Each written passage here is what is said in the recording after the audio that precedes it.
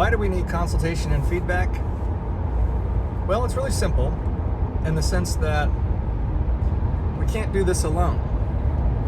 We can't really see everything that we need to see as it pertains to our own chaplaincy practice.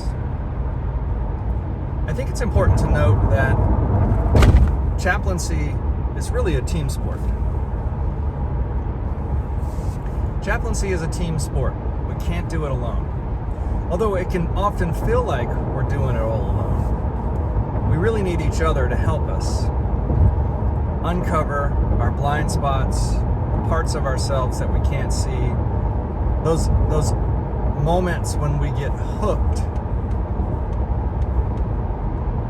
through transference and counter-transference, those moments when something from our narrative history, our personal stories, get triggered and we can't see it. But here's the good thing about consultation and feedback is that the fact that you're seeking out consultation and feedback means that you have some inkling that you've been hooked or triggered or stimulated, whatever term you want to use.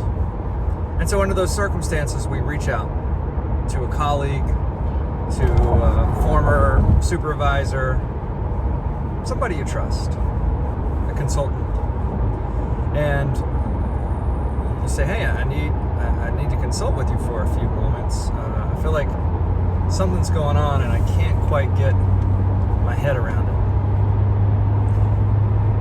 And so that's when you just pull aside a staff chaplain or one of your peers and you run through the scenario. Now, because you're in CPE right now, clinical pastoral education, you have assignments such as verbatims. You also have opportunity in process group or integration seminar to be able to make use of those assignments. You can bring in these sticky issues. In fact, that's the best way to use the verbatim.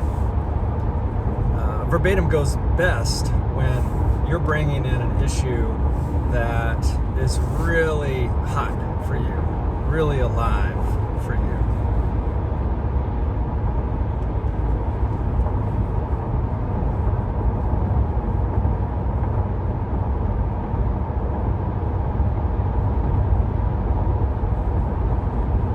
So what could this look like?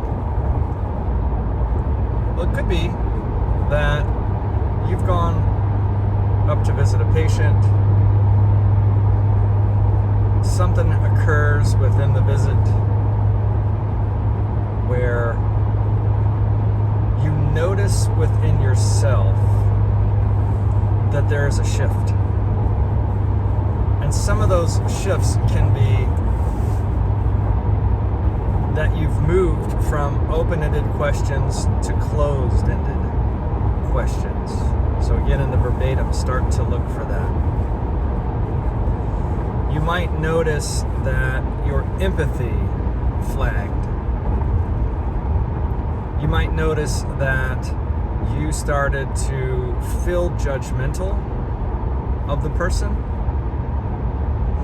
or that you feel an intense impulse to want to fix their problem. And also look, so that's the internal, look for the external actions in your words, in your statements, that you moved into problem solving and to fixing, or that you, if your empathy did flag, that you did move into some sort of judgment, that you said some very critical things to the patient or the loved one or the staff member. So those are good flags, something to pay attention to. Match it with your internal experience, because you're becoming a reflective practitioner who's always reflecting. And keep in mind that this is all part of the clinical method of learning.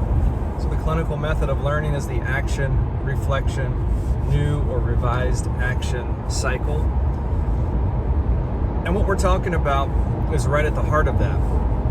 You've taken some action. You had this visit. You reflected on it. Something's not sitting well with you. And then part of that reflection is not just keeping it inside, it's consultation and feedback. It's going and seeking out consultation, seeking out supervision, and looking for feedback. Now, a few words about feedback. Feedback is critical to effective spiritual care. Again, because chaplaincy is a team sport, we can't do this alone. Part of feedback is not just seeking it out, which is what you need to do, but keeping yourself open to receiving it. Oftentimes we can go seek out feedback and we're really hunting or fishing for compliments. That doesn't help. What you really need to do is seek out the consultation, look for feedback, and probably feedback that you don't want to hear, and pay attention to your reaction to the feedback. Your reaction to the feedback tells you a lot, and this is where you have to get into your mental helicopter and kind of hover up above yourself and watch this scenario for things like, I became really defensive. Wow, that's telling me something. This is really a hot issue for me that I've got to really focus on. I really tried to explain myself, to defend myself. And this is where the phrase explore, don't explain comes in. When you're receiving feedback, it's really important that you take a posture of openness and exploration. You want to explore this feedback. And part of that exploration is even noting, giving commentary on your internal reaction, which is to say, I'm hearing you say that it sounds like I was having a transference reaction, probably rooted in my relationship with my mom. And I'm aware that I don't want to hear that I don't like it, that I don't want it to be true, and that I really have an impulse to defend against that. I really want to explain myself right now, but I'm not going to do that. So you see how you're not getting into the content too much, you're really getting into your own process?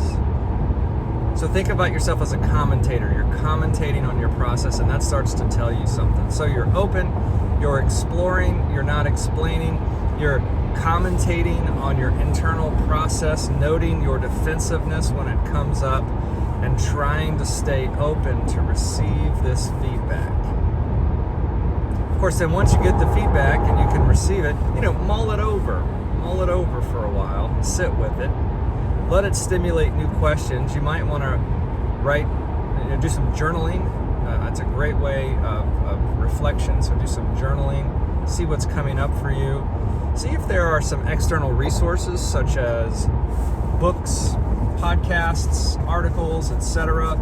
that colleagues might recommend that are relevant to the situation that you're facing, and make that part of your reflection process.